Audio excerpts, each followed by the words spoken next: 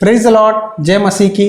और एक बार इस सुबह आपके सामने प्रभु का वचन बताने के लिए मुझे प्रभु यीशु मसीह ने मौका दिया है। प्रभु का धन्यवाद करता हूँ। आज का दैनिक वचन है नीति वचन की पुस्तक अध्याय 23 और वचन 6 से लेकर 8 तक पढ़ता हूँ। ध्यान से सुनिए। जो डाह से देखता है उसकी रोटी ना खाना और ना उसकी स्वादिष्ट भोजन वस्तुओं की लालच करना, क्योंकि जैसा वह अपने मन में विचार करता है वैसा वह आप है। वह तुझसे कहता तो है खा पी, परंतु उसका मन तुझसे लगा नहीं। जो कैर तूने खाया हो उसे उंगलना पड़ेगा और तू अपनी मीठी बातों का फल खोएगा। क्या ये वचन का अर्थ आपको मालूम हुआ है? नहीं? हाँ, मैं नहीं जानता। आप कमेंट के द्वारा बताइए अगर समझ में आया या नहीं। ये वचन के बारे में मैं आपको एक्सप्लेन करने से पहले मेरे जीवन में एक छोटी सी घटना हुई, मैं बताता हूँ।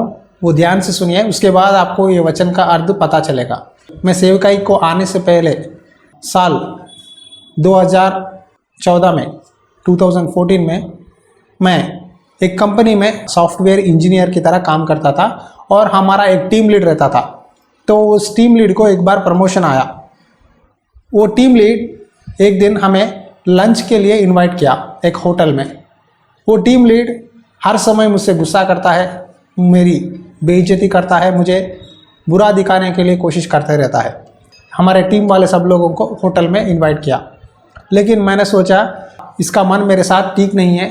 अगर मैं इसकी मीटिंग में जाऊंगा, अगर मैं इसके लंच पे जाऊंगा तो या और भी मुझे बेइज्जती करेगा, मुझे सताएगा। कहते हुए मन में सोचा मैं नहीं जाऊंगा।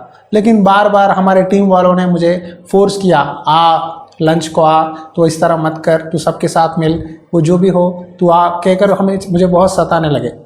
उसी दिन सुबह ये वचन पढ़ा।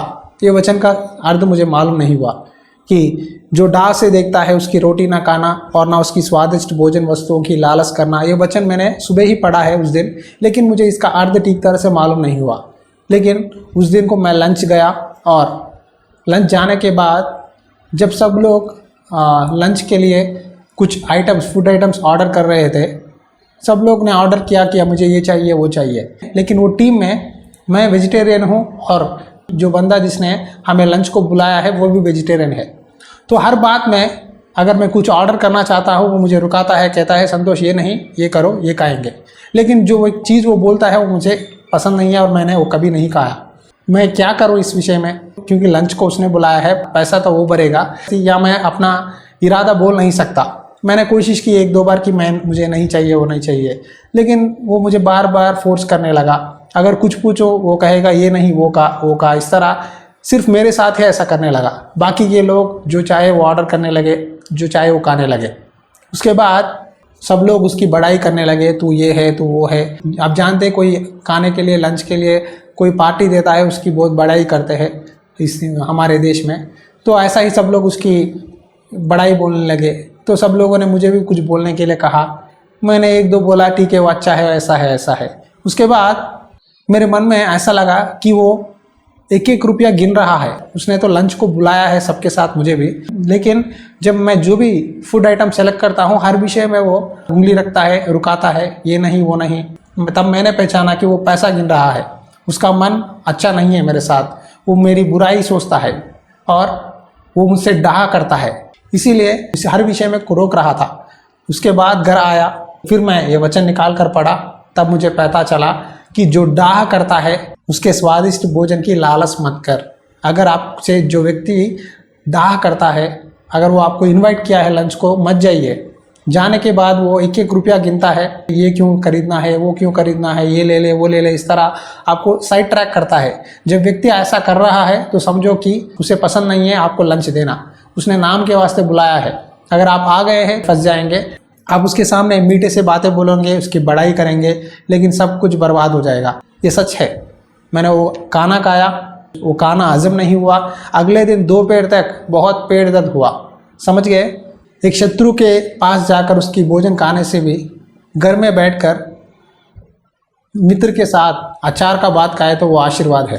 मुझे एक परमेश्वर ने इस वचन के द्वारा एक पाठ सिखाया है आपके जीवन में भी शायद जो लोग आपसे द्वेष करते हैं, आप ऊपर के लिए मीठे मीठे बातें बोलते हैं, लेकिन उनके मन में आपके ऊपर गुस्सा, नफरत, ग्रज, डाह होता है। उन जैसे लोगों के साथ संगति मत करो। उन जैसे लोगों के पास जाकर उनके दिए हुए स्वादिष्ट भोजनों को मत खाओ। आप अगर खाएंगे तो आप फंस जाएंगे, उनके बातों में आप फंस जाएंगे, आपकी निंदा करेंगे, आपको वो ये बोलेंगे, फिर आप घर आकर रोएंगे, आपकी शांति खो जाएंगे, आपकी मन में कोई समाधान नहीं रहेगी। कभी भी जहाँ भी जो भी मीटिंग जाना है, जो भी जिसने भी आपको भोजन के लिए, लंच के लिए बुलाया है, डिनर के लिए बुलाया है, 1 से 2 बार सोचो क्या वो बंदा आपके साथ सही है या नहीं है। अगर उसको आपको कोई बातों में या इरादों में, सोच में, विचार में कॉन्फ्लिक्ट होता है, वो आपको शत्रु की तरह आपको मानता है, तो उसके पास प्लीज़ मत जाइए। जाकर आपका दिल, आपका सोच, आपका भोजन, सब कुछ समय बर्बाद हो जाएगा। इसीलिए परमेश्वर हमें चेतावनी देते हैं कि दूसरों के ऑफर्स को एक्सेप्ट मत करो हर विषय में, कि वो बंदा सही है नहीं है, 1 से 2 बार सोचो। अगर उसका मन आपके साथ ठीक है, वो अच्छा है, तभी उनके मीटिंग्स में जाओ। दूसरों के साथ संगति मत रखो। देखिए, हमारे ज़िंदगी में परमेश्वर एक एक कदम पर हमारे गलतियों को ठीक करने के लिए हमें वचन के द्वारा सिखाता है। परमेश्वर ने प्रैक्टिकली मुझे प्रूव किया। इसीलिए बाइबल पढ़ो, प्रार्थना करो हर दिन। इसके द्वारा आप बहुत कुछ सीखेंगे, आपकी गलतियों को सुधार सकेंगे। आंखें बंद करिए, एक छोटी सी प्रार्थना करेंगे। प्रार्थना। अनुग्रहकारी दयालु परमेश्वर, आपसे विनती करते हैं प्रभु, जो व्यक्ति हमसे डाह करता है उसकी स्वादिष्ट भोजन वस्तुओं पर लालच न करने दे, उनके इन्विटेशंस को एक्सेप्ट न करने दे। दयालु पिता, हम किससे दोस्ती करना है, किससे नहीं करना है, सब कुछ आपने हमें इस बाइबल के द्वारा आपने हमें सिखाया है। आज ये वचन सुनने वाले प्यारे भाई बहन के लिए प्रार्थना करता हूँ, उनका सच्चा मित्र कौन है। जो भी व्यक्ति प्रभु हमारे अगेंस्ट सोचता है, उन जैसे लोगों से हमें दूर रख, हमें चेतावनी दे, हमें सही रास्ते पर चला। ये प्रार्थना विनती यीशु मसीह नाम पे विनती करता हूँ पिता, आमीन। Praise the Lord. हर दिन दैनिक वचन आपके सामने ला रहे हैं। प्लीज़ शेयर करो, लाइक करो। अगर प्रभु ने प्रेरणा दिया है तो इस सेवकाई में सपोर्ट कीजिए, क्योंकि बहुत ज़रूरत है। अगर आपको परमेश्वर ने सच में प्रेरणा दिया है तो सपोर्ट कर सकते हैं नीचे दी गई नंबर पर। God bless you. परमेश्वर की आत्मा सदा आपके साथ बनी रहे। आमीन।